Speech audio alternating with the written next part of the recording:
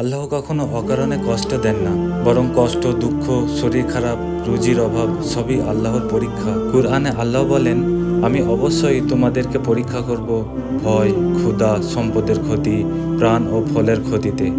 অর্থাৎ এই দুনিয়া কোনো জাহান্নামের নয়, এটা একটা আল্লাহর পরীক্ষা কেন্দ্র, যেখানে আল্লাহ দেখেন তুমি কষ্টের সময়েও কি তার ওপর ভরসা রাখো নাকি অভিযোগ করো। শরীর খারাপ হলে হয়তো আল্লাহ চান তোমার গুনাহ মাফ হয়ে যাক, রুজি কম হলে হয়তো আল্লাহ চান তুমি ধৈর্য ধরো আর তাকে বেশি ডাকো। টেনশন এলে হয়তো আল্লাহ চান তুমি দুনিয়ায় নয় তার দিকে ফিরো। রাসূল সাল্লাল্লাহু আলাইহি ওয়াসাল্লাম বলেছেন, মুসলিম ব্যক্তির ওপর যে কষ্ট, ক্লেশ, রোগ, ব্যাধি, দুশ্চিন্তা, কষ্ট ও পেরেশানি আসে, এমনকি যে কাঁটা তার দেহে ফুটে, এসবের মাধ্যমে আল্লাহ তার গুনাহসমূহ ক্ষমা করে দেন। তাই যারা ভাবে আল্লাহ কষ্ট দিচ্ছেন, তারা আসলে দেখছে বাহিরটা, কিন্তু ভেতরে আল্লাহ দিচ্ছেন রহমত, ক্ষমা ও জান্নাতের প্রস্তুতি। এই ভিডিওটি শেয়ার করা হতে পারে আপনার সদকায়ে জারিয়া।